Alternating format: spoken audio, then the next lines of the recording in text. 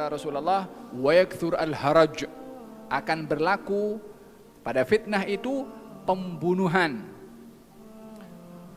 Kata mereka sahabat, ya Rasulullah, kalau yang dimaksudkan fitnah itu pembunuhan, kita pun sekarang juga berperang membunuh kepada orang kafir. Kata baginda Rasulullah, bukan. Tapi pembunuhan yang berupa fitnah itu pembunuhan kamu antara kamu, ini orang Islam dengan orang Islam. Kata sahabat, ya Rasulullah, pembunuhan orang Islam dengan orang Islam bagaimana boleh terjadi? Adakah zaman itu ketika berlaku pembunuhan orang Islam dengan orang Islam, mereka ada akal fikiran? Yani ketika berlaku perkara demikian, mereka punya akal? Kata baginda Rasulullah SAW, mereka tak punya akal. Maksud tak punya akal adalah bukan tak waras, tak punya ilmu yang boleh paham dengan ilmu itu apa perbuatannya betul atau salah, sehingga mereka tidak dapat membezakan. Berlaku pembunuhan, dianggap apa yang diperjuangkan itu adalah perkara yang mulia dan suci, padahal hakikatnya adalah perkara yang mungkar. Kata sahabat, ya Rasulullah, kalau aku jumpa zaman itu macam mana? Kata baginda Rasulullah, duduk kat rumah.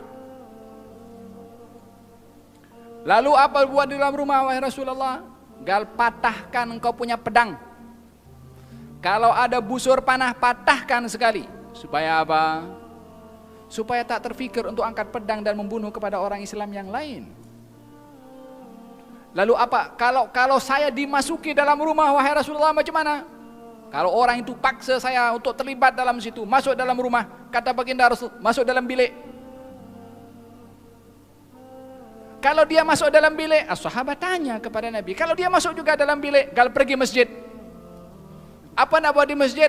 Gal letakkan tangan kamu di sini, ya, digambarkan telapak tangannya pegang kepada apa namanya al-ku' ini, pergelangan tangan.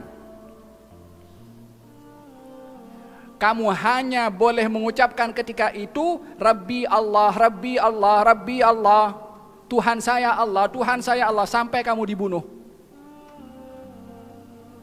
Tapi angkat pedang, angkat senjata, lah. Ini fitnah. Siapa yang bagi tahu kepada kita? Nabi Muhammad SAW. Di akhir zaman fitnah akan terjadi. Orang yang tidur lebih baik daripada yang berbaring. Yang berbaring lebih baik daripada yang duduk. Yang duduk lebih baik daripada yang berdiri. Yang berdiri lebih baik daripada yang berjalan. Sampai diumumkan demikian, lebih baik tidur di zaman fitnah. Kalau tidak, gatal kita nak buka itu internet. Ada application untuk jihad. Bukankah itu yang dipergunakan? Reality. Bukankah itu yang dipergunakan? Dihantar duit sekali, lalu fulan, lalu negara ini boleh sampai kepada sana. Untuk apa? Untuk jihad. Pasal apa? Pasal dia bangun. Pasal dia nak tahu apa itu berita. Tanpa ilmu, tak belajar. Faham dong. Semoga Allah Subhanahu wa taala menyelamatkan kita daripada fitnah ahli keluarga kita insyaallah, dan dijaga oleh Allah Subhanahu wa taala dari balak dan bencana. Moga-moga Allah Subhanahu wa taala kayakan kita dengan ilmu insyaallah dan terselamat daripada fitnah. Sebab terjadinya fitnah adalah hilangnya ilmu.